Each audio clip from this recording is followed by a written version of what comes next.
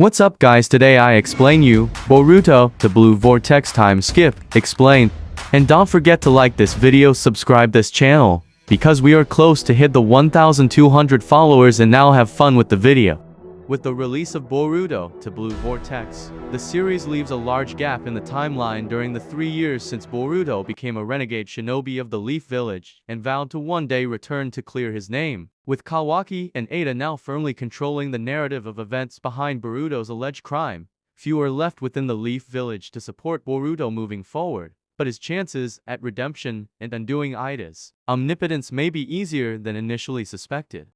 Given Boruto's progression during the time skip, he's grown to surpass even his father and mentor as a shinobi, and, with the rise of Jura and the sentient god trees, not many shinobi are left to save the world and defeat the Otsutsuki and their remaining creations. The time skip may have fundamentally turned the shinobi world against Boruto and his few allies, but Uzumaki never gives up, no matter what.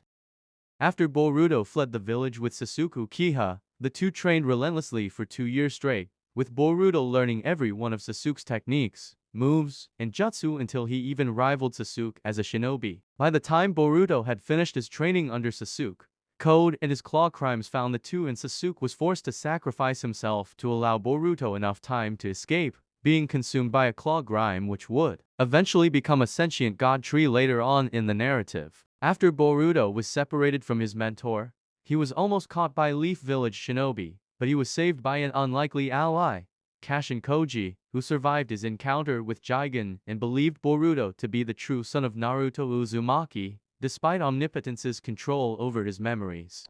Boruto would ally himself with Kashin Koji and continue his training under his guidance for another year after Sasuke was consumed. After Kashin Koji's encounter with Jigen, he unlocked his latent shinjutsu, 10 Directions, a technique that gave Kashin Koji the ability to look into every possible future, which allowed him to conclude that Boruto was indeed Naruto's son, despite his memory saying otherwise. With 10 Directions, he knew everything necessary to believe Boruto's story and help him clear his name and save the world from the impending catastrophe of the sentient god trees. Kashin Koji used 10 Directions to help Boruto grow as a shinobi, looking into the future to teach Boruto jutsu and moves he would one day learn, which helped him skip years of training to reach his peak, learning his grandfather, Minato Namikaze's infamous Flying Thunder God technique. Boruto also learned and created a variant of the Rasengan, Yuzuhiko, which allows Boruto to harness the rotation of the planet to deliver an unstoppable attack that can't be undone. Additionally, Kashin Koji's 10 Directions helped the two formulate a plan to take down Code before the sentient god trees could awaken from Code's claw grimes, and in the event they failed, Kashin Koji learned of various weaknesses and abilities of Jura and the sentient god trees, being their thorn soul bulbs. After Boruto finished his training under Kashin Koji's guidance, he chased after Code and waited for him to appear in the Leaf Village to stop him once and for all before the sentient god trees could awaken in force, using his newfound abilities to hopefully change the coming tide. Before his eventual return to the Leaf, Boruto returned to find Sasuke's consumed body within a tree husk and took his mentor's sword for the coming battles ahead, vowing he would free Sasuke after he defeated Code and the god-sentient trees.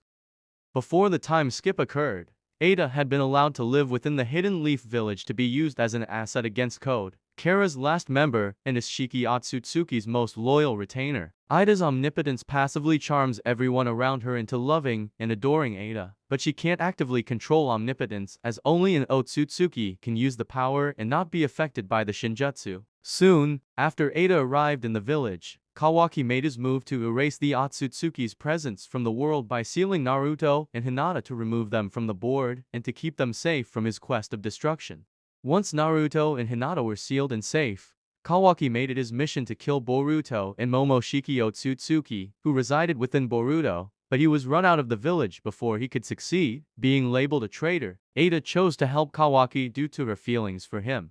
but her omnipotence was hijacked by Kawaki's wish to switch places with Boruto, which resulted in the memories of everyone in the world being rewritten to align with Kawaki's wish. Omnipotence allows the user to rewrite creation and the memories of the world, similar to a genjutsu, but on an infinitely larger scale. After omnipotence was cast, Boruto was blamed for Naruto's disappearance and was forced to flee the village as a renegade shinobi, alongside Sasuke Uchiha, while Kawaki stayed behind and lived Boruto's life, making sure to spread the lie that Boruto killed Naruto and fled. Fast forward 3 years, and the Leaf Village views Boruto as the killer of the 7th Hokage, believing him to be the adopted son of Naruto who betrayed his own family. During the 3 years, without Naruto and Sasuke around to protect the village, Kawaki wrestled control over the Leaf as the most powerful shinobi capable of defending against Code and his claw grimes, humanoid portions of the 10 Tails. Kawaki and Ada collaborated together and slowly took control over the Leaf Village,